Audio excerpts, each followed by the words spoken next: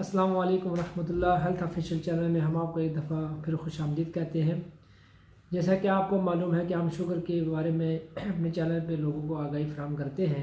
آج ہم آپ کو بتائیں گے کہ شوگر کے مریضوں کے پاؤں متاثر کیوں ہوتے ہیں اور پھر وہ اتنے خطرناک حد تک کیوں چلے جاتے ہیں۔ کسی کی انگلی ضائع ہو جاتی ہے یا کسی کی ٹانگ ضائع ہو جاتی ہے۔ یہ سب دیکھنے کے لیے ہمارے چینل کو لائک، شیئر، سبسکرائب لازمی کریں تاکہ ہر نئی آنے والی ویڈیو آپ کو ملتی رہے۔ شوگر کے پیشنٹ جتنا لمبے عرصے کا ہوتا ہے اس میں بہت ساری بیماریاں مزید جنم لیتی ہیں، تب ہمیں شوگر کنٹرول کرنا بہت ضروری ہوتی ہے تاکہ ہم شوگر کنٹرول کرتے رہیں، ہم مزید کسی ہارٹ کی بیماری یا گردے کا، نظر کا جانے چیزوں سے بچتے رہیں۔ اب پاؤں کے اوپر متاثر کیسے ہوتا ہے شوگر کا اٹیک؟ لوگ کہتے ہیں شوگر زیادہ ہوئی اور ٹانگ خراب ہو گئی، ایسا ہرگز نہیں ہے۔ ایسا ہے کہ جب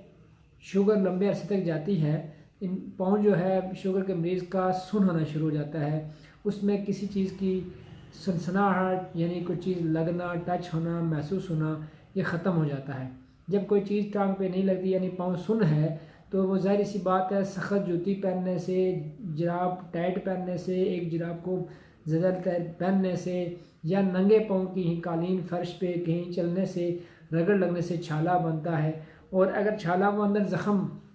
اندر ہی بنتا ہے، نہیں باہر محسوس ہوتا کیونکہ درد نہیں ہوتا، تو وہ اندر زخم بڑھ رہا ہوتا ہے کیونکہ مریض اس پہ چل رہا ہوتا ہے، واش روم جاتا ہے یا رسی میں جو جا رہا ہوتا ہے تو اس کی احتیاط نہیں ہو پاتی کیونکہ درد نہیں ہے، مریض بآسانی وزن بھی پوری باڈی کا ڈال کے چل رہا ہے، تو آہستہ آہستہ کر کے ایک ٹائم گزرتا ہے کہ اس کے پاؤں میں سے یا تو بلڈ آتا ہے یا پس آتی ہے، زخم گہرا ہوتا ہے یا اسمیل آتی ہے، تو پتہ چلتا ہے کہ یہ ہمارے پاؤں میں زخم ہو گیا ہے۔ اب اس کے بعد جب زخم ہو گیا تو ظاہر سی بات ہے وہ زخم صاف کرنا پڑتا ہے، اگر بر وقت صاف نہ کیا جائے تو وہ زخم بڑھتا جاتا ہے۔ اب زخم کو صاف کرنے کے لیے اس کے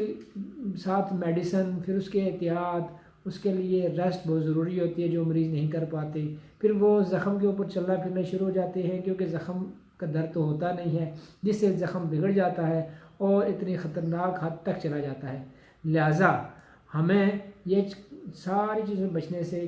ہمیں کیا ہے، شوگر کو کنٹرول رکھنا چاہیے، روز اپنے پاؤں کا معائنہ کرنا چاہیے۔ ہم نیکسٹ ویڈیو میں آپ کو بتائیں گے کہ اپنے پاؤں کا خیال، اپنے پاؤں کی حفاظت اور یہ زخم سے بچنے کے لیے کیا احتیاطی تدابیر کرنی چاہیے، ہم آپ کو نیکسٹ ویڈیو میں بتائیں گے۔ جی ایک مریض ہمارے سامنے جیسا کہ چل کے آ رہے ہیں، اس سے پہلے ویل چیئر پہ اٹھا کے